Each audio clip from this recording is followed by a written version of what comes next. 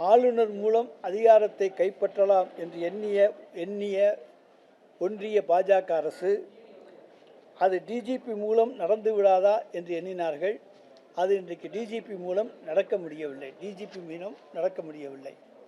பொறுப்பு டிஜிபி நியமிக்கப்பட்டிருக்கிறார், ஏன் நிரந்தர டிஜிபி நியமிக்கப்படவில்லை என்று இன்றைக்கு எடப்பாடி பழனிசாமி பேசுகிறார். அவர் ஒன்றை மறந்துவிட்டார். தமிழ்நாட்டுக்கு பொறுப்பு டிஜிபி என்பதை அறிமுகப்படுத்தியவர்களே அண்ணா திராவிட முன்னேற்ற கழகத்தினர் தான்.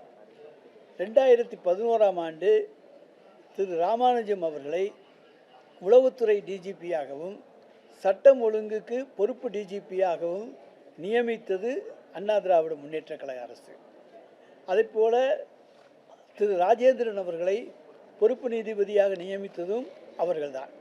ஆக பொறுப்பு நீதிபதி என்பதை தமிழ்நாட்டுக்கு அறிமுகப்படுத்திய அதிமுக அரசு, எடப்பாடி பழனிசாமி இன்றைக்கு தமிழ்நாட்டிலே பொறுப்பு டிஜிபி இருக்கலாமா, நிரந்தர டிஜிபி வேண்டும் என்று கேட்பது எந்த விதத்திலே நியாயம்?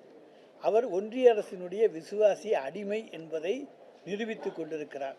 இன்றைக்கு உத்தரப்பிரதேச மாநிலத்தை எடுத்துக்கொண்டிருக்கிறானால் அங்கே 5 பொறுப்பு டிஜிபிக்கள் இருந்து இன்றைக்கும் பொறுப்பு டிஜிபி தான் உத்தரப்பிரதேச மாநிலத்தில் இருக்கின்றார்.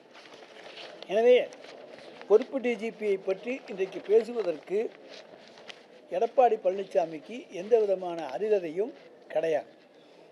ஆனால் தமிழ்நாடு அரசை பொறுத்த வரைக்கும் திரு ஜங்கர் சிவாலு அவர்கள் பொறுப்பு டிஜிபியாக இருந்த பொழுது தன்னை நீடிக்க வேண்டும் என்று யூபிஎஸ்சிக்கு மனு கொடுக்கிறார்.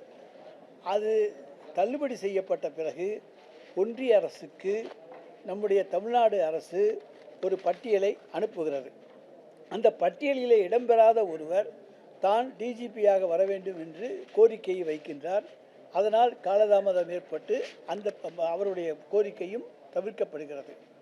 பிறகு மீண்டும் ஒரு பட்டியலை யூபிஎஸ்சிக்கு தமிழ்நாடு அரசு கொடுக்கிறது. ஆனால் ஒன்றிய பாஜக அரசு தமிழ்நாடு விவகாரத்தில் தாங்கள் விரும்பிய டிஜிபியைத்தான் கொண்டு வர வேண்டும் என்கின்ற ஒரே நோக்கத்தோடு தமிழ்நாடு அரசு யாரையெல்லாம் கொண்டு வர வேண்டும் என்று விரும்பி கேட்டதோ அவர்களையெல்லாம் மறுக்கிறார்கள். எனவே தான் பொறுப்பு டிஜிபி நீடிக்கிறாரே தவிர இன்றைய பொறுத்த வரைக்கும் ஒன்றிய அரசுக்கு நாங்கள் பட்டியல் அனுப்பி இன்னார் என்று கேட்டிருக்கிறோம். அந்த மாநில அரசினுடைய விருப்பத்துக்கேற்பத்தான் டிஜிபி அனுமதிக்கப்படுவது வழக்கம். ஆனால் இன்றைக்கு அப்படிப்பட்ட சூழ்நிலை இன்றைக்கு நடைபெறவில்லை என்பதை இங்கே நான் தெரிவித்துக் கொள்கின்றேன்.